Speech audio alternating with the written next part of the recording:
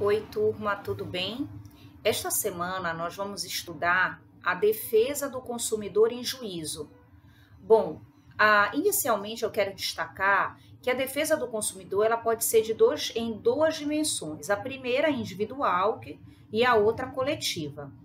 A individual, se por exemplo ainda não tiver ocorrido o evento danoso, pode ser que individualmente o consumidor entre com uma tutela que a gente fala inibitória. Inibitória para inibir que aquele fato venha a ocorrer. É o que a gente fala de prevenção. Agora, existe também uma outra tutela quando o fato já ocorreu, que aí seria uma tutela reparatória, porque já vai ser um movimento repressivo para que o fornecedor não continue a, vamos dizer, colocar o consumidor em dano ou em risco, tá? Através dos produtos ou dos serviços.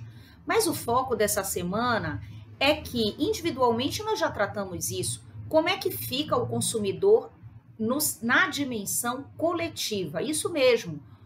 Quais são os parâmetros da defesa do consumidor em juízo quando uma ação é coletiva?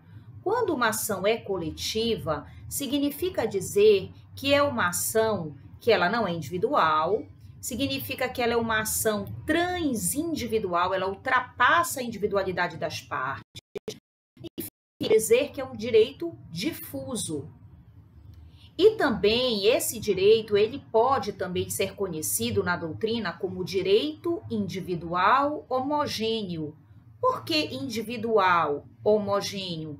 Porque pega várias pessoas sobre aquela mesma circunstância, por isso que o nome é homogêneo, mas pega mais de uma pessoa. E também pode ser chamado no sentido de tutela de uma classe, tutela de um grupo. Então vamos lá. Se eu tenho determinado grupo de consumidores que sofreu um dano e eles pertencem a uma mesma classe, imagina que ocorreu um dano somente contra a classe dos advogados, pode ser pleiteada uma tutela coletiva de interesse da classe. Se por acaso ocorreu um dano em uma fábrica que explodiu um reator e, na verdade, provocou dano em toda a comunidade de casas circunvizinhas, nós podemos dizer que isso é um direito coletivo, individual, e nesse caso foi difuso, foi homogêneo. Por quê?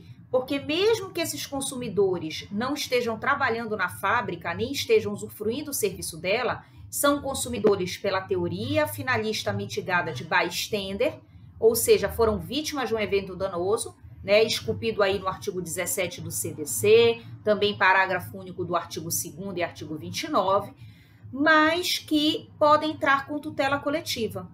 Quem seriam, então, os legitimados para adentrar com essa tutela coletiva? Pode ser o Ministério Público, a Defensoria Pública, pode ser a administração pública direta, União, Estados, Município, Distrito Federal, também a administração pública indireta, autarquias, fundações, empresas públicas, sociedades de economia mista. E ainda as associações que estão em defesa do consumidor. Só tem uma observação. Se for uma associação em defesa do consumidor, ela tem que pelo menos estar constituída pelo menos mais de um ano para ter essa validade, exceto se mesmo constituída essa associação em defesa do consumidor, se ela tiver menos de um ano, ela só vai ser permitida entrar com essa ação coletiva se o juiz perceber que é de relevante interesse social esta causa, tá? E também o âmbito dela foi em nível nacional. Aí há uma exceção dela poder ter menos de um ano e adentrar com essa ação coletiva, ok?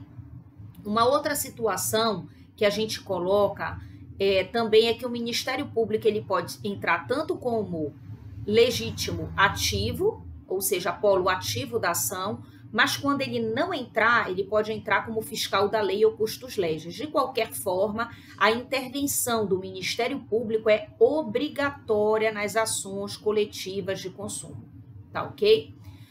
Uma outra situação geralmente quando se adentra, aliás, a regra é quando se adentra para pedir a tutela do poder jurisdicional, que nós paguemos custas judiciais, o que a gente fala do preparo, né? a gente pague, se tiver que haver perito para analisar algum fato, que a gente se pague também os honorários do perito.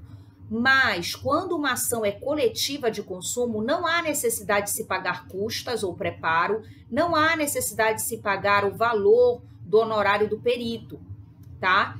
Entretanto, essa ação só seria paga se comprovada a má-fé, ou seja, uma associação que entrou no nome do consumidor, inventou uma história inverossima, não procede, tá? Está se prevalecendo da situação de não pagar custas judiciais e depois vai se verificar que houve uma maliciedade nesse fato. Então, exceto se for má-fé, aí ela pagaria, tá bom? A outra situação também que a gente coloca é que a defesa do consumidor em juízo, ele não paga essas custas por a lei considerar o consumidor hipossuficiente. Então, devido à sua vulnerabilidade fática, jurídica, informacional, técnica, é que há esse abrandamento na ação coletiva de consumo. Essas foram umas breves palavras, de maneira mais sintética, mas o nosso teor vai do artigo 81 até o 104 e eu espero ter ajudado vocês no mínimo de entendimento e discernimento em relação à defesa coletiva do consumidor via tutela jurisdicional, tá bom? Um grande abraço a todos.